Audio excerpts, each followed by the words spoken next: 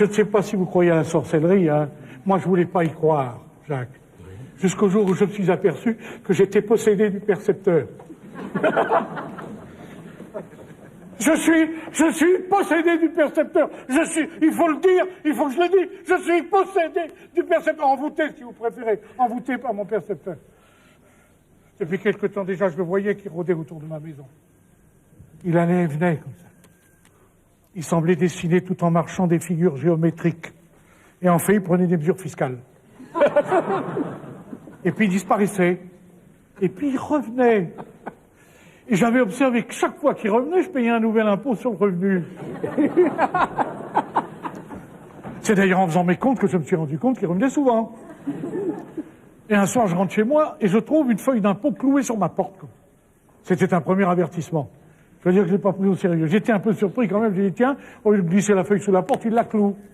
Ce sont des méthodes modernes. Bon. Seulement voilà que le lendemain, j'étais cloué au lit avec une forte fièvre. Alors je me suis dit, est-ce qu'il y a un rapport entre les deux clous? Et quelque temps plus tard, en faisant le tour du propriétaire, je découvre à chaque angle de ma propriété des lettres qui étaient tracées à même le sol. Il y avait un T, un V et un A. À vol d'oiseau, ça fait TVA. J'étais cerné par la TVA. Vous connaissez le sens secret et fiscal de ces trois lettres. TVA. Si vous prenez les deux premières lettres, TV, ça veut dire en clair, as-tu payé la taxe sur la TV? VA, va payer la taxe sur la TV. TA, t'as payé la taxe sur la TV? Ah, alors va la payer. C'est un rappel à l'ordre constant. Même si vous lisez les lettres à l'envers, ça vous rappelle encore quelque chose. TVA, avez-vous payé la taxe sur la TV? Hâtez-vous d'aller payer la taxe sur la TV.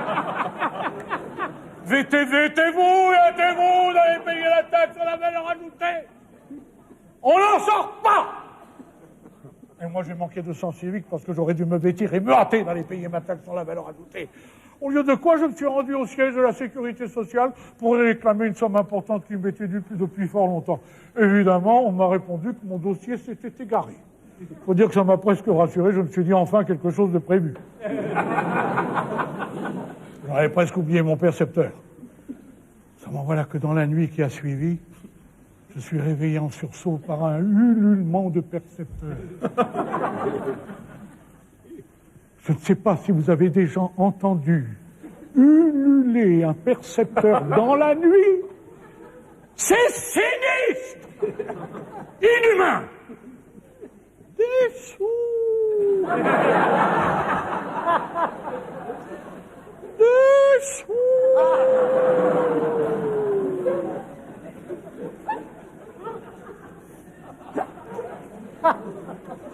Je me précipite à la fenêtre et je vois sous la lune argentée, car dès que la lune est argentée, mon percepteur rapplique.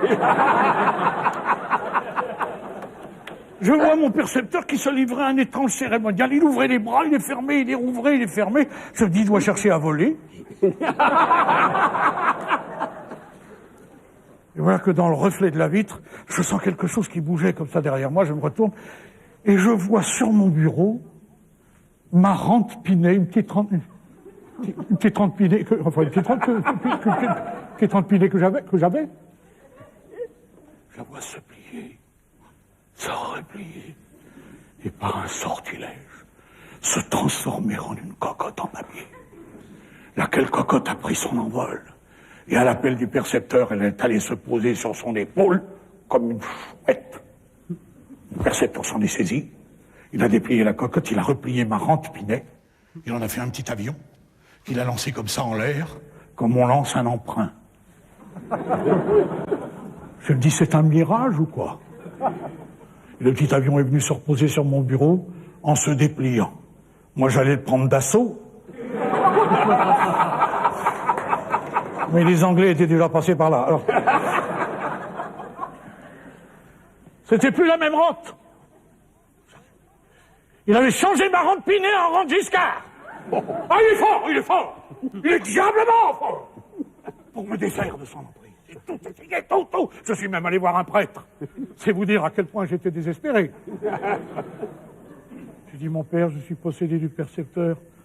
Pouvez-vous pratiquer l'exorcisme? m'a dit mon fils, vous m'auriez parlé du démon. J'aurais pu tenter quelque chose, mais contre les puissances de l'argent. J'ai dit, qu'est-ce que je peux faire, mon père? Il m'a dit, payer. Payer pour nous.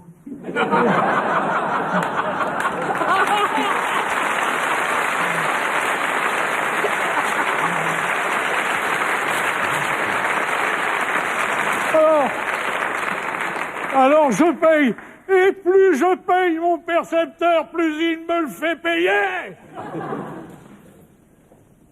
Il met ma faiblesse à contribution. Il me taxe sur ma valeur personnelle. Il m'impose sa volonté. Il me tourmente, il me traque. Tout ça parce que j'ai eu la faiblesse de montrer des signes extérieurs de richesse, alors que ma richesse, Jacques, est tout intérieure.